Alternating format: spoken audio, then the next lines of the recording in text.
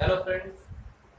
पिछली क्लास में हमने किरण प्रकाशिकी एवं प्रकाशित यंत्र में प्रकाश, प्रकाश के गुण, दर्पण, दर्पण के प्रकार, प्रतिबिंब और दर्पण से संबंधित परिभाषाओं के विषय में हम लोगों ने पढ़ा था।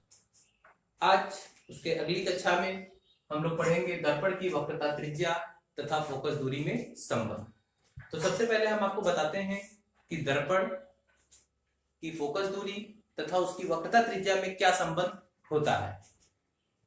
तो क्लास 10th में भी हम लोगों ने पढ़ा है कि दर्पण की फोकस दूरी जो होती है वो दर्पण के वक्रता त्रिज्या की आधी होती है, यानी कि इसे गणितीय फॉर्म में कहा जा सकता है F = R/2, या इसी को हम लोग लिखते हैं R = 2F। फार्मूला एक ही है, बस इसके दो रूप हैं। तो ये आता कैसे है? ये अवतल दर्पण के लिए भी सिद्ध किया जाता है और उत्तल दर्पण के लिए भी सिद्ध किया जाता है। तो आज हम अभी इसी क्लास में अवतल दर्पण के लिए और उत्तल दर्पण के लिए, दोनों के लिए F = R/2 या R = 2F सिद्ध करेंगे। ओके।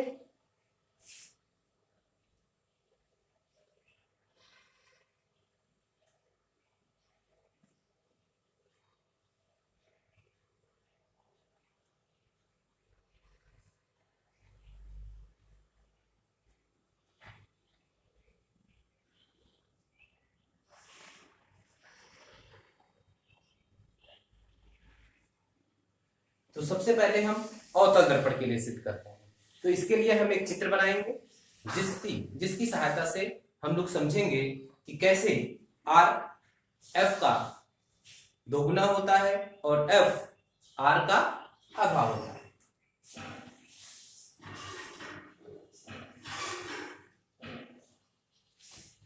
तो ये मैंने बना दिया एक अवतल दर्पण।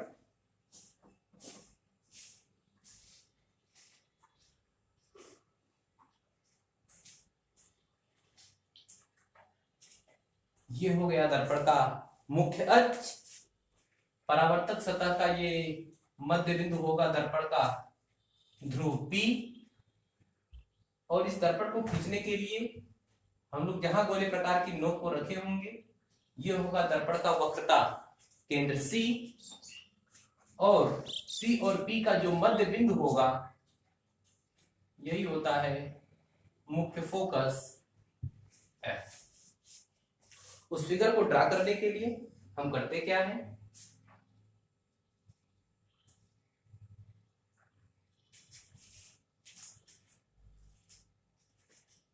एक प्रकाश की किरण मुख्य अक्ष के समांतर जाती है,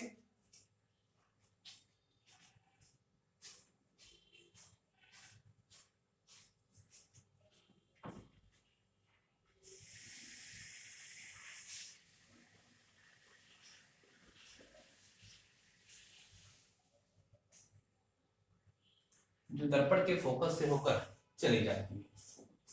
यानी कि मुख्य अक्ष के समांतर प्रकाश की किरण गई और परावर्तन के पश्चात मुख्य फोकस से होकर चली जाती है। और दूसरी प्रकाश की किरण वक्रता केंद्र से होकर जाती है।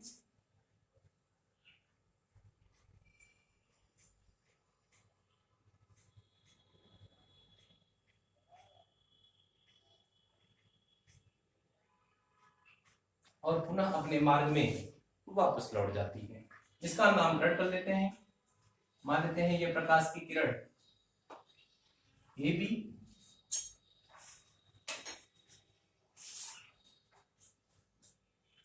ये प्रकाश की किरण जाती भी है और पुनः वापस लौटती भी है।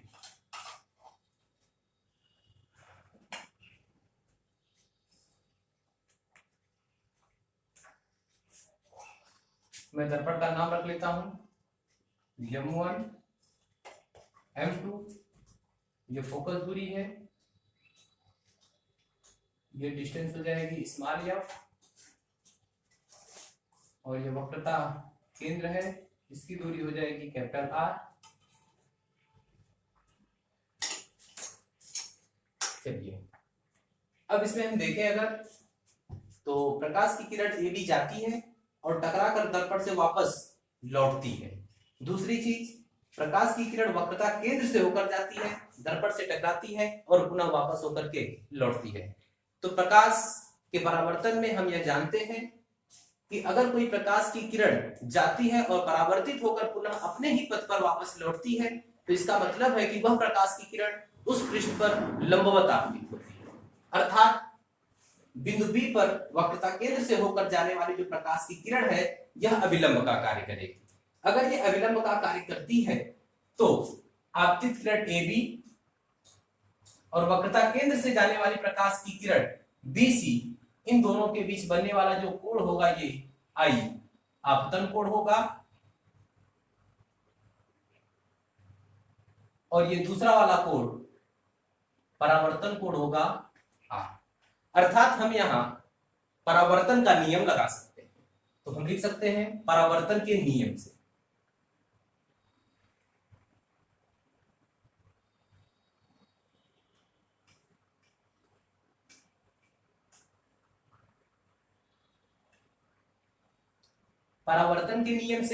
आपतन कोण परावर्तन कोण के बराबर होता है।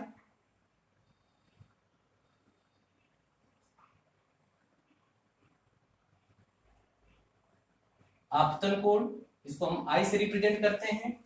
आई ये बराबर होगा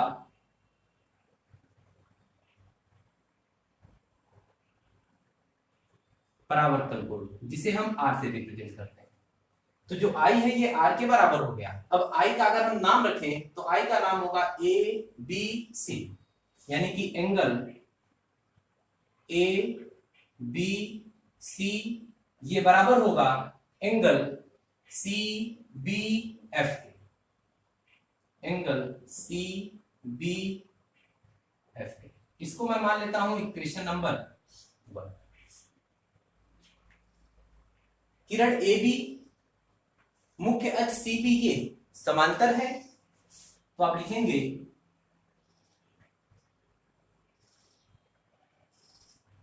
किरण ए बी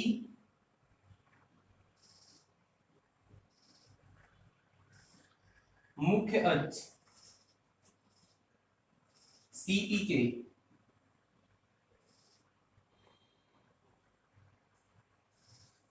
समांतर है, और बीसी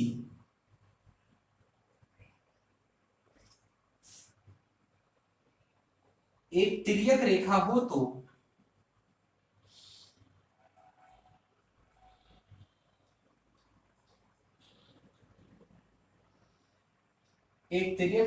तो जो कोण ए बी सी होगा ये कोण बी सी एफ के बराबर हो जाएगा।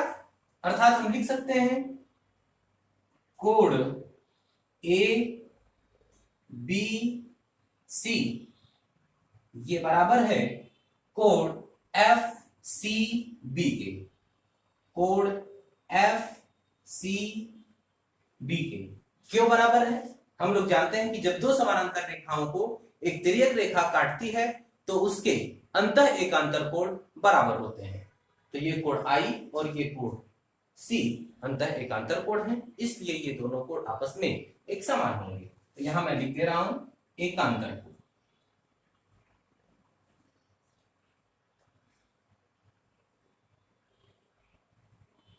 इसको मैं मान लेता हूं इक्वेशन नंबर 2। ठीक, अब इक्वेशन 1 और 2 से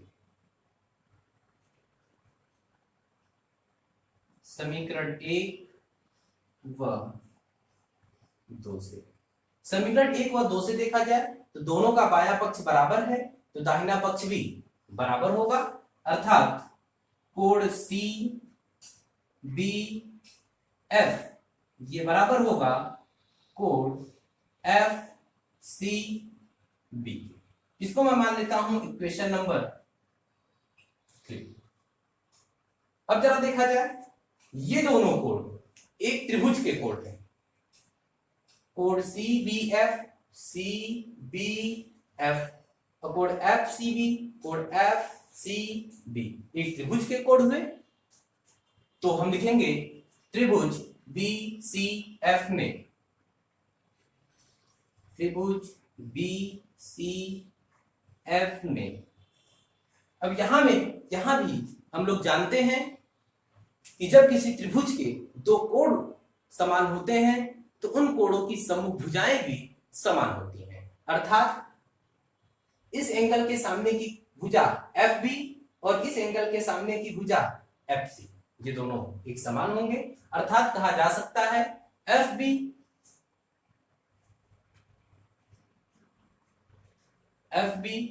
ये इक्वल टू है या बराबर है एफ सी के।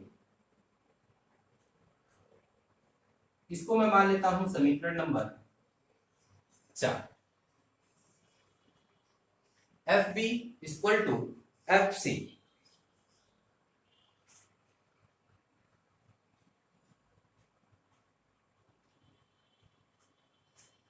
इसके बाद हम थोड़ा सा दर्पण की प्रॉपर्टी लगाएंगे कि यदि दर्पण का द्वारक छोटा होता तो जो ये बिंदु बी है ये लगभग बिंदु पी के पास होता, और अगर ये बिंदु बी बिंदु पी के पास होता तो जो ये एफ बी की डिस्टेंस है ये एफ पी के डिस्टेंस के बराबर हो जाती। इस बात को हम लिखेंगे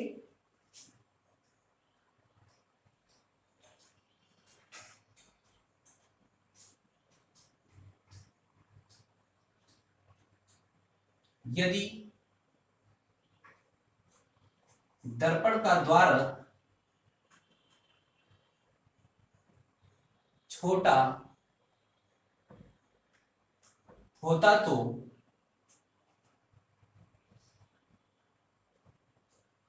बिंदु बी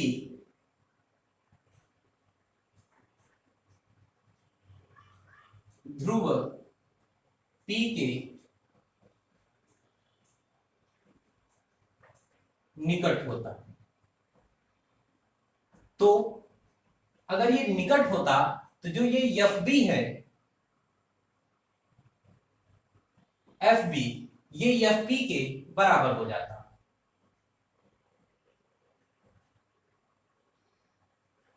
इसको मैं मान लेता हूं इक्वेशन नंबर 5। एफ बी अगर एफ पी के बराबर होता तो इस एफ बी के स्थान पर अब हम लिख लेते हैं समीकरण 4 से।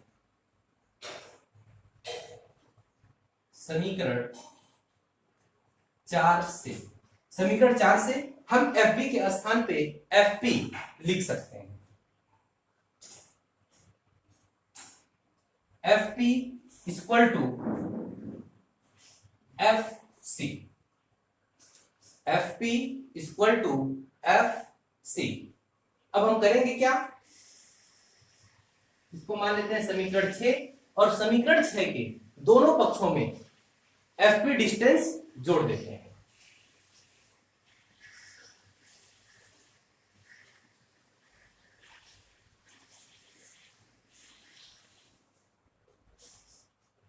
दोनों पक्षों में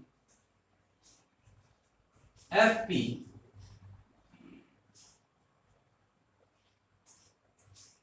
जोड़ने पर F P plus F P equal to F C plus F P. F P में एफ पी प्लस करेंगे तो ये हो जाएगा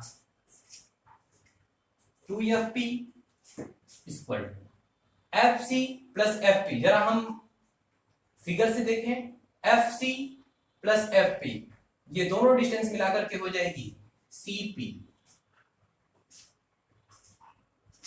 फिगर में ही फिर से देखते हैं, FP FP को हम क्या लिख सकते हैं, स्मॉल f, ये 2F इक्वल टू CP को क्या लिख सकते हैं R, अर्थात 2F इक्वल टू R, या आप इसी को लिख सकते हैं F equal to R by 2। So यही जो हमें सिद्ध करना था वही हमने आपको सिद्ध करके दिखा दिया कि R इक्वल टू 2F या F equal to R by 2। So अभी हम लोग पढ़ेंगे, ये तो हो गया अवतल दर्पण के लिए, अब आगे उत्तल दर्पण के लिए, इसे आप नोट कर लीजिए।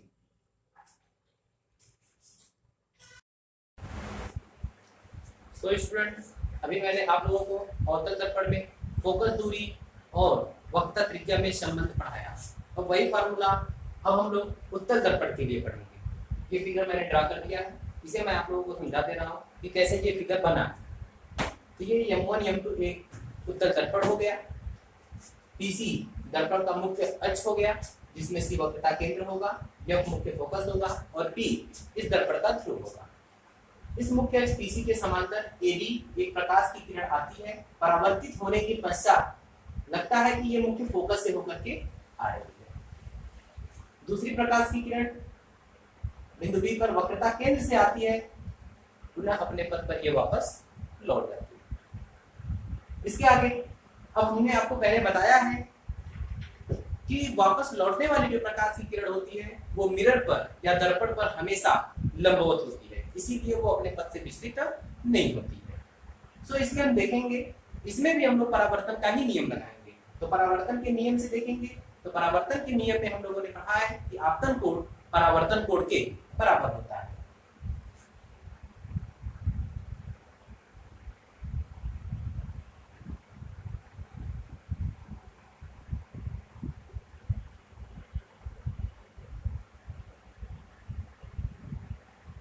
परावर्तन के नियम से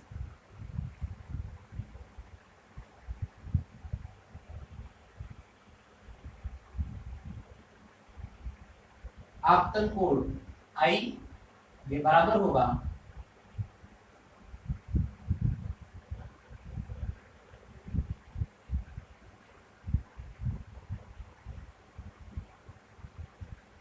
परावर्तन कोण I। जरा I को देखा जाए तो IABN होगा, इसको हम लोग एंगल ABN से रिप्रेजेंट करेंगे और R को एंगल BBN से, और इसको मैं मान लेता हूं इक्वेशन। जरा आप इस बिंदु B पर देखिएगा, एक प्रकाश किरण FD और दूसरा वक्रता केंद्र वाली CN, ये दोनों एक दूसरे को बिंदु B पर काटती हैं, और हम लोगों ने गणित में पढ़ा है कि जब दो किरणें एक दूसरे को किसी एक बिंदु पर काटती हैं तो उस बिंदु पर बने शीर्षाभिमुख कोण समान होते हैं। सो इसलिए यहाँ पर ये एंगल इस वाले एंगल के एक समान होगा, तो इसे हम लोग लिख सकते हैं कि एंगल CBF एंगल CBF ये बराबर होगा एंगल DBN के, और इसे मान लेते हैं इक्वेशन। तो हम लोग समीकरण या इक्वेशन 1 व 2 से देख रहे हैं कि दोनों इक्वेशन का राइट साइड इक्वल है, तो लेफ्ट साइड भी इक्वल होगा।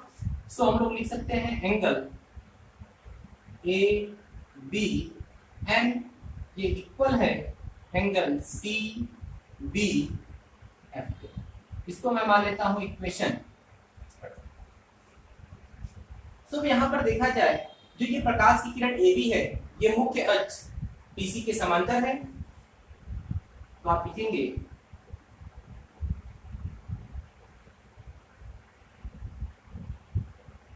प्रकाश किरण AB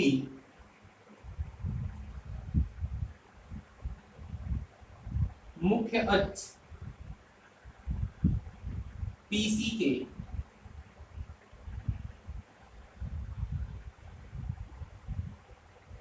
समांतर है, और जो ये CB है एक तिर्यक रेखा है, और CB एक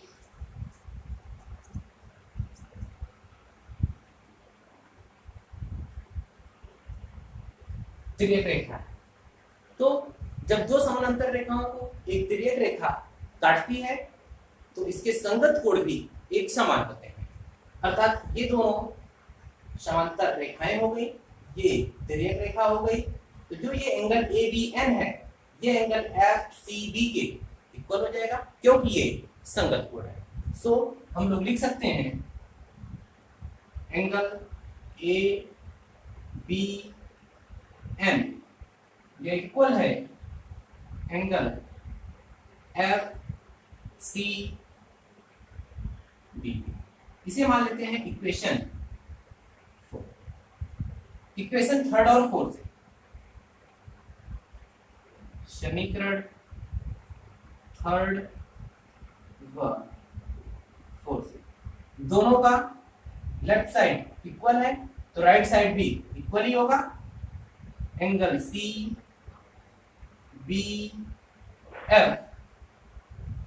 ये इक्वल हो जाएगा एंगल FCB के। इसको मैं मान लेता हूं इक्वेशन 5। अब जरा देखा जाए, ये जो एंगल CBF और एंगल FCB है, ये दोनों एंगल एक ही त्रिभुज के हैं। सो हम लोग जानते हैं कि जब एक त्रिभुज के दो एंगल सेम होते हैं तो उस एंगल के सामने की भुजाएं भी सेम होती हैं। तो हम लोग लिख सकते हैं त्रिभुज CFB, त्रिभुज CFB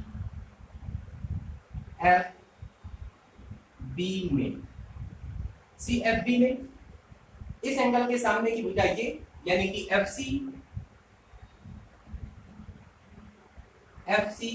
ये बराबर होगा इस एंगल के सामने की भुजा FB। FC इक्वल टू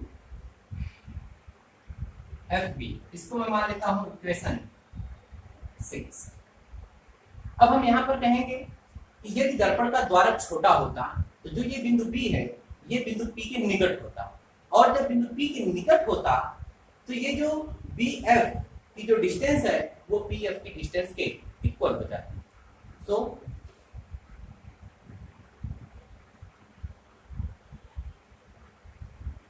यदि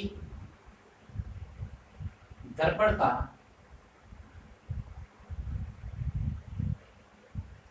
द्वारक छोटा होता तो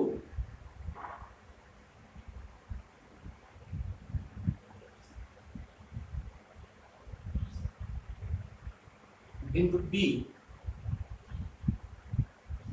के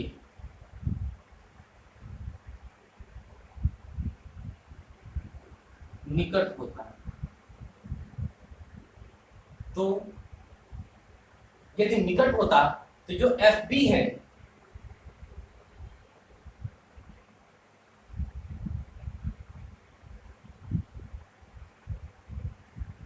ये BF के इक्वल होता। इसको मैं मान लेता हूं इक्वेशन 2। तो इक्वेशन 2 से हम लोग इक्वेशन 6 और 2 से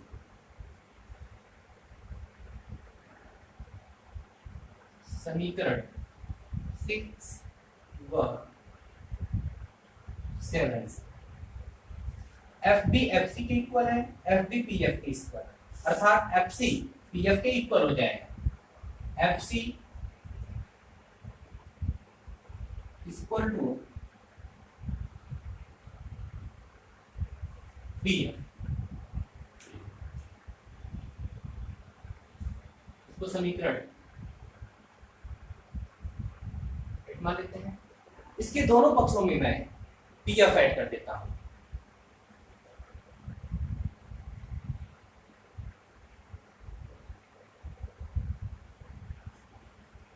दोनों पक्षों में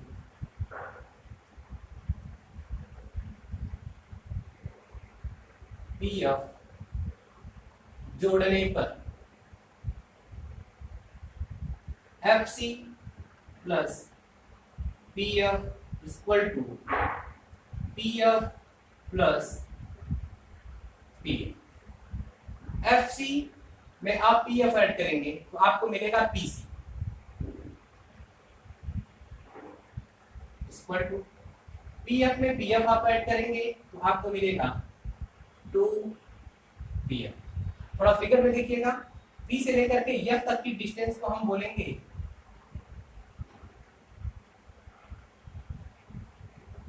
फोकस दूरी एफ और पी से लेकर के सी तक की दूरी को बोलेंगे आर, वक्रता त्रिज्या। तो पीसी को हम लोग लिख सकते हैं R equal to P F को लिखा जा सकता है एफ। सो हमें मिल गया R equal to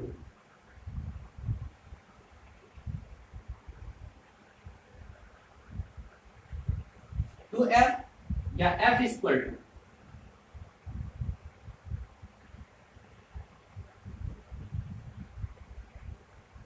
R by two. So मैंने आपको बता दिया वक्रता त्रिज्या फोकस दूरी की दोगुनी होती है और फोकस दूरी वक्रता त्रिज्या की आधी होती है। इसको मैंने आपको अवतल दर्पण में भी चित्र के माध्यम से और उत्तल दर्पण में भी चित्र के माध्यम से समझा दिया। सो इसके आगे की बातें अगले क्लास में।